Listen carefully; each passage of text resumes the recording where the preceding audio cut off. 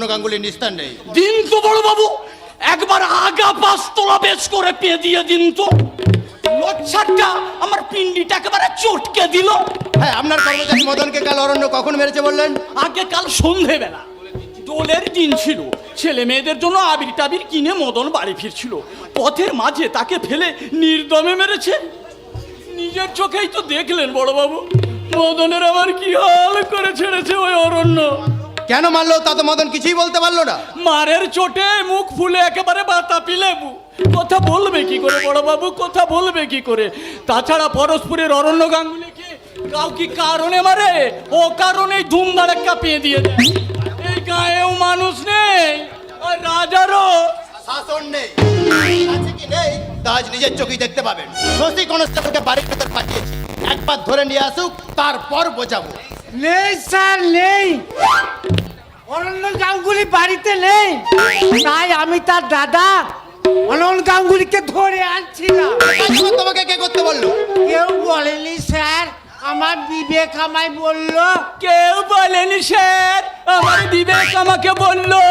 একেবারে বেলুড় মঠের বিবেকানন্দ দেখছি। আসলে লোকের সঙ্গে ঠাট্টা করলে কিন্তু ফাইন হয়ে যাবে দামোদর জ্যাঠা। আজে বাজে না বলে বলো, হঠাৎ অনল বাবুকে ধরতে গেলে কেন? ধরিনি স্যার, ধরে আনতে চেয়েছিলাম। উনি তখন করছিলেন দাড়ি শেভ। কথাগুলো বলতেই স্যার আমাকে ফ্রাই করে দিলেন রেপ। অনল বাবু তোমায় রেপ করলেন? কাজে নয় স্যার, কাজে নয়, কথায়।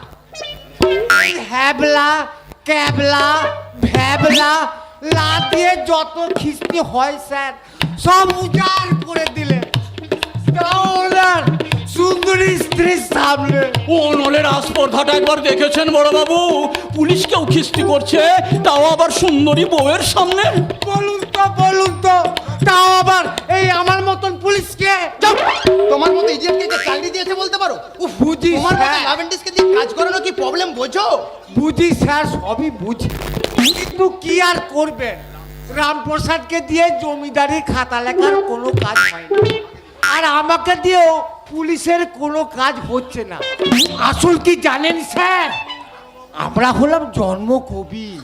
এই রামপ্রসাদ, রবীন্দ্রনাথ, যেমন আমি। না বললে তোমাকে আমি থানার লোক কাপে ভরে দেবো। ইয়েস স্যার, আমি এক্ষুনি যাচ্ছি।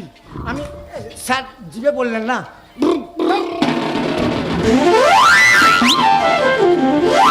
দিন দিন বড়বাবু দিন, শশী কনস্টেবলকে আপনি জেলেই ভরে দিন, নাহলে কোন দিন ওকে খুন করে আমি জেলে চলে যাব। জেলে আপনাকে যেতে হবে না, তবে আপনার ছোট ভাই অরণ্য গাঙ্গুলিকে যে বাকি জীবনটা জেলেই থাকতে হবে, এই ব্যাপারে আমি ভবিষ্যৎবাণী করছি।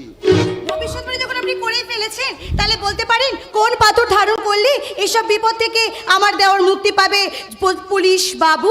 কোন পাথর ধারণ করলে আপনার দেওয়ার মুক্তি পাবে তা আমি বলতে পারি না, তবে আপনারা যদি মুক্তি পেতে চান তো গলা থেকে এই অরণ্য নামক পাথরটাকে পরিত্যাগ করুন। বড়বাবু, অপরাধ করলে তা প্রমাণ করে আমার ভাই অরণ্যকে আপনি শাস্তি দিন, তোমার বলার কিছু নেই, কিন্তু আমরা তাকে ত্যাগ করব না বুকে জড়িয়ে ধরবো এ কথা বলার এখতিয়ার আপনার নেই।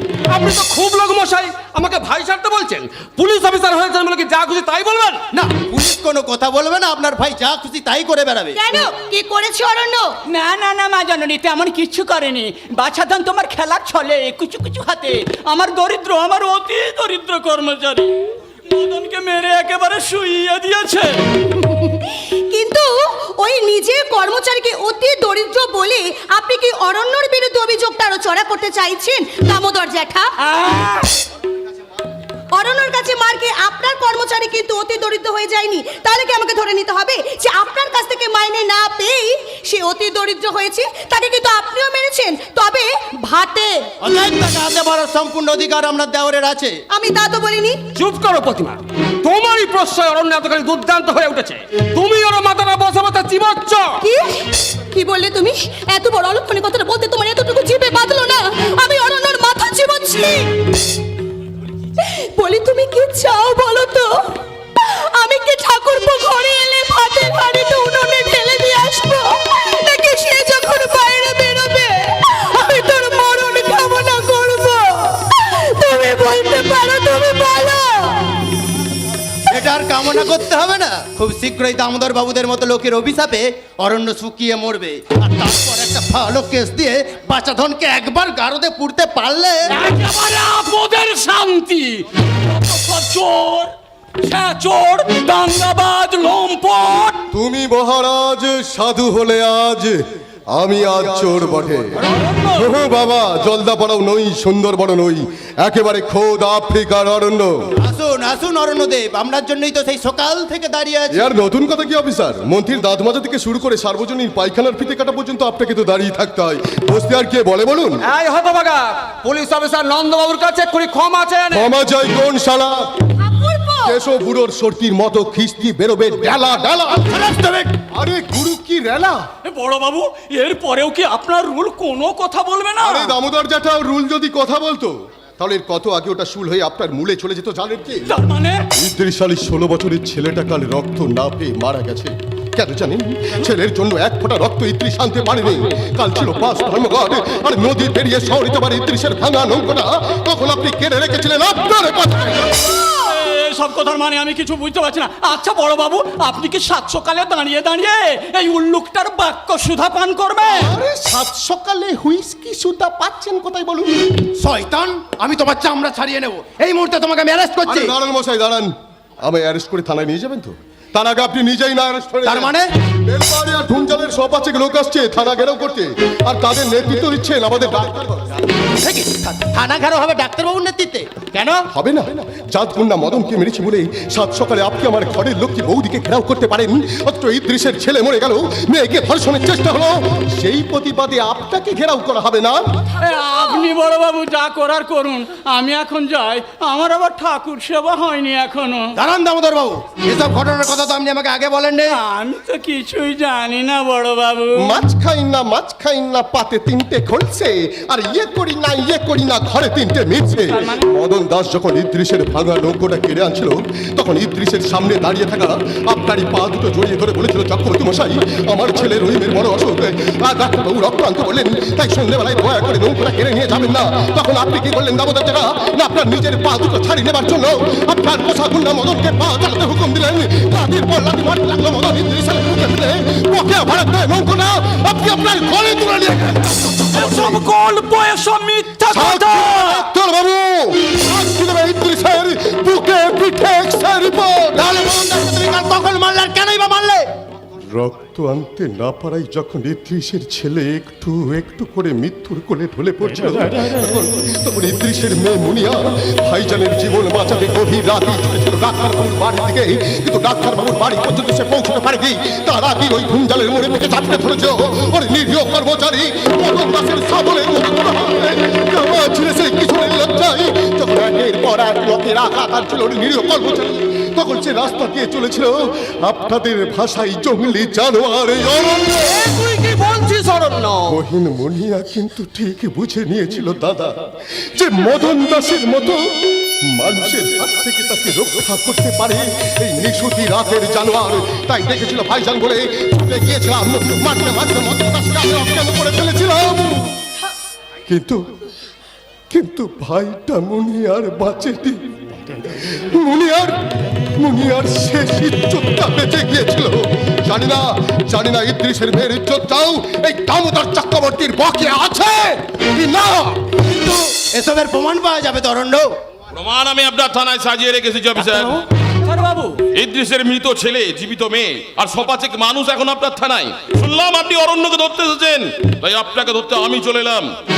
বাবু, তাহলে অরণ্য কোনো অপরাধ করেনি? হোলি অরণ্য গাঙ্গুলি, নিজেই নিজের ভাইকে তুমি চেনো না? তোমার ভাইয়ের মতো অপরাধ যদি পরশপুর গ্রামে আর কেউ করতো, তাহলে গ্রামের মানুষগুলো একটু রেহাই পেত। এই কথা মা লক্ষ্মী বোঝেন, বাটু পেঁচা বোঝো না। তোমার চোখ কেবল অন্ধকার দেখতেই জানে। আপনি তাহলে অরণ্যের পক্ষে সাক্ষী দেবেন ডাক্তার বাবু? এবং আপনার বিরুদ্ধে না, ব্যাপারটা বুঝতে একটু অসুবিধে হচ্ছে। জলে বাস করে আপনি কুমড়ের সঙ্গেই বিবাদ করছে, কারণ দুবেলা মরার আগে মরবো না ভাই, মরবো না।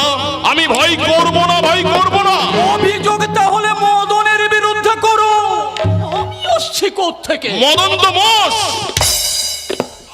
আর আপনিই তো হলেন মহিষাসুর।